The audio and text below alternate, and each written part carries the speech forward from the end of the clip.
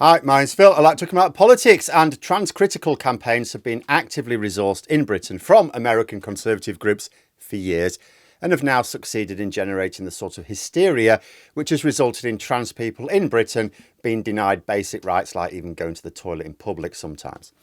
What has been incredible is that many of the most prominent trans-critical voices have been women, in some notable cases, gay women. Trans people have been warning for some time that these conservative groups just want to get rid of all liberal rights, for all women in particular. Now it's happening.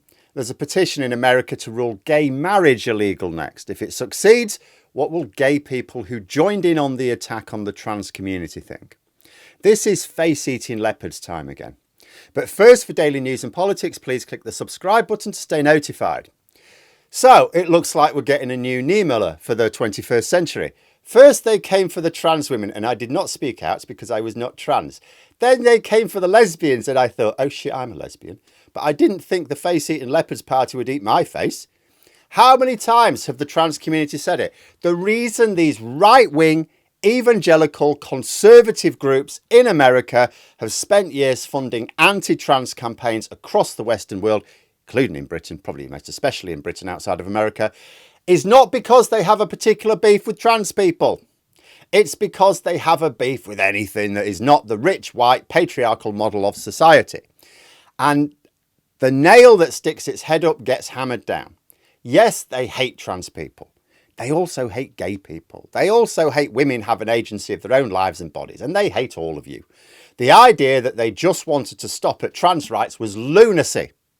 And because the groups who have been conning people in Britain to be transphobic over the last few years are based in America, the money comes from America, and the USA is the head of the curve on rolling back liberal democracy, we should be paying very careful attention to them to see what's coming for us next.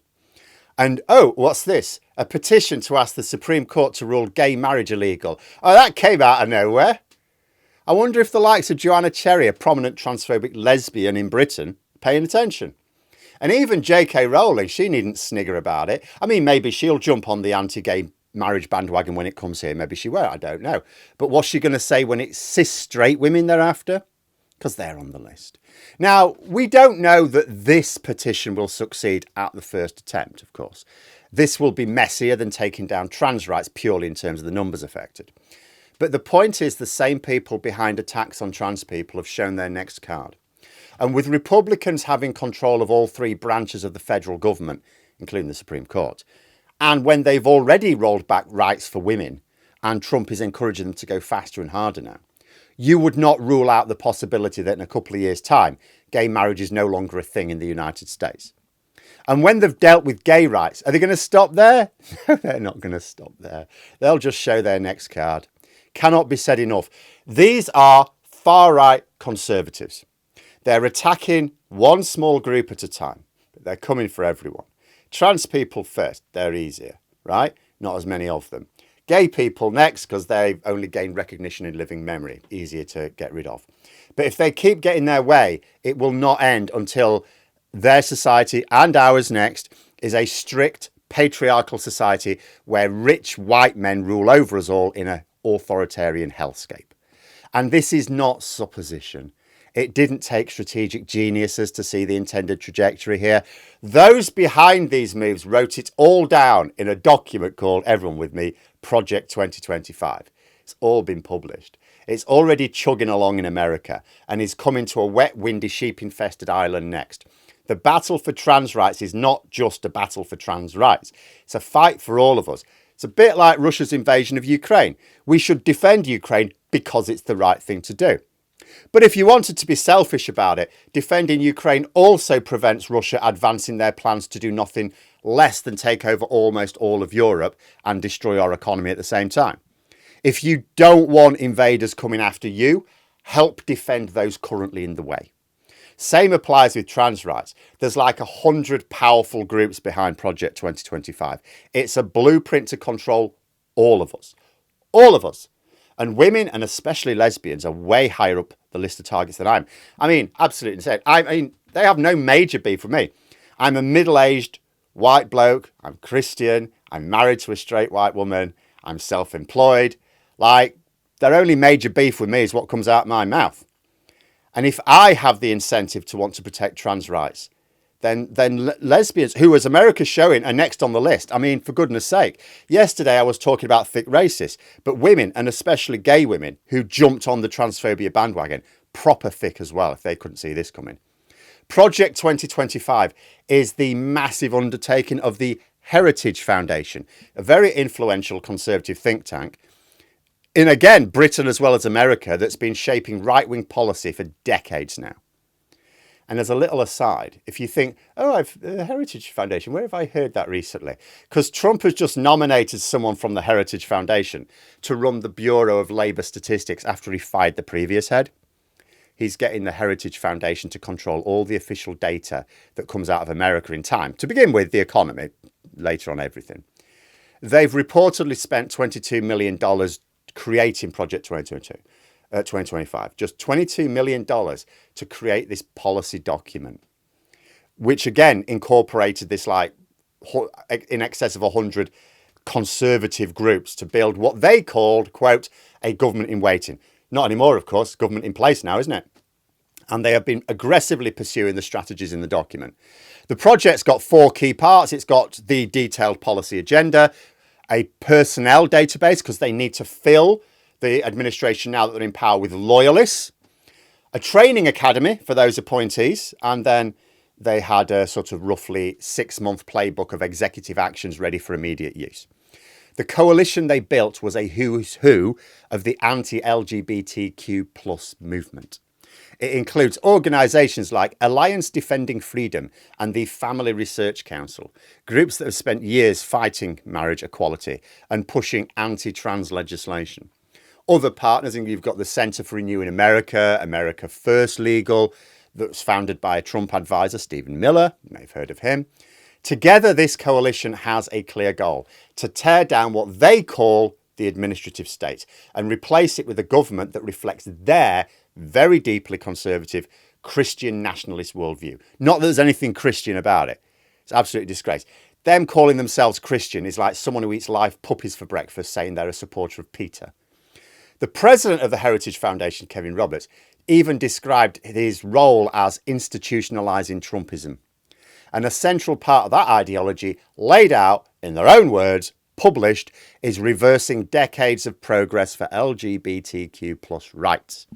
Anyone in that community, anyone at all who has attacked trans people, I'm sorry, you're a massive self-defeating imbecile. The most immediate and aggressive front in Project 2025's culture war was, of course, aimed squarely at trans people. The plan wasn't just to roll back protections, but to try and erase the concept of gender identity from federal law, policy, public life in general. The first step was a demand for the government to redefine sex in the law as something strictly biological, as determined at birth in their own concepts, unchangeable. Does that sound familiar to people in Britain, by the way?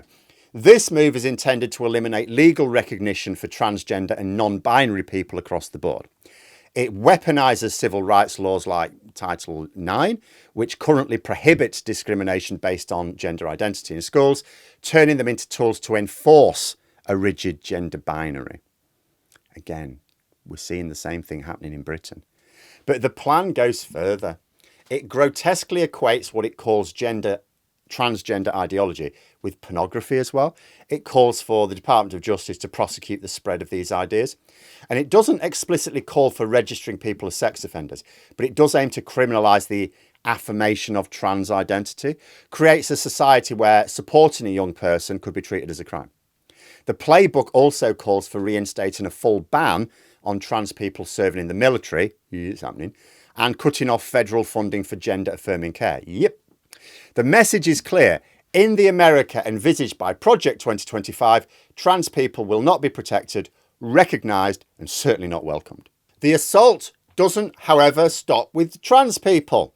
Project 2025 outlines a strategy to undermine marriage equality and marginalise all LGBTQ plus families. The document explicitly states that federal policy should prioritise only one kind of family: a married mother, because the woman's the mother, that's her only role, right? Mother, right? And father with their biological children. It complains that federal programmes are, in its words, fraught with agenda items focusing on LGBTQ plus equity. Their solution is to reverse it, deprioritising programmes that support diverse families, including those led by single mothers, cis, straight women, or LGBTQ plus parents, because they don't fit into their preferred nuclear family model. Legally, the plan aims to chip away at marriage equality and non-discrimination protections, calls on the Department of Justice to aggressively defend the right of individuals and organisations to discriminate against LGBTQ plus people. On religious grounds, also seeks to gut the landmark Supreme Court ruling, Bostock versus Clayton County, which confirmed that workplace discrimination based on sex also protects gay and trans employees. Project 2025 directs the government not to extend those protections, effectively trying to nullify a Supreme Court decision through administrative force. The approach extends everywhere. The plan seeks to revoke guidance that prevents adoption and foster care agencies from discriminating against same-sex couples.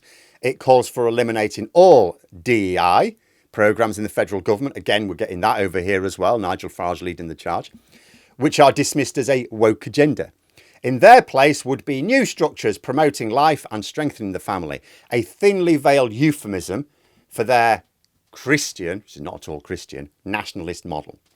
The goal is to systematically scrub pro-LGBTQ plus language from every federal rule, regulation and contract. Terms like gender identity and sexual orientation won't exist. Removed from the federal vocabulary altogether, makes it almost impossible to even track, let alone address discrimination. And this is what's coming here to Britain.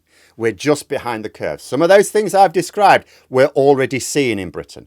It's not just that it's exactly the same people involved on both sides of the Atlantic. Nigel Farage doesn't even try to hide the facts he wants to introduce Trumpism to the UK. He even uses terms that they're using in the US that we don't use those terms here. He's using the American terms. He's aping it completely. And the best way to combat it is not let them gain any ground. We should be fighting for trans rights, if nothing else, to protect those further down the list. Like go back to the Ukraine analogy. If we'd kicked Russia out in 2014, do you know what? It would have been easy. They were only dipping their toes in the water. Would have been, just snap them off. Wouldn't have done it again. But we didn't. If when he amassed his invasion force, we'd have supported Ukraine from inside their own border, would have been less easy than 2014, but way easier than it is now. But instead, we kept letting Russia capture more and more ground, so that by the time the line really was crossed, we're now stuck in a quagmire. We're going, oh, this could take decades if we ever truly win it. Same here. Don't sacrifice any groups of people, because it just makes it easy to come after you in time.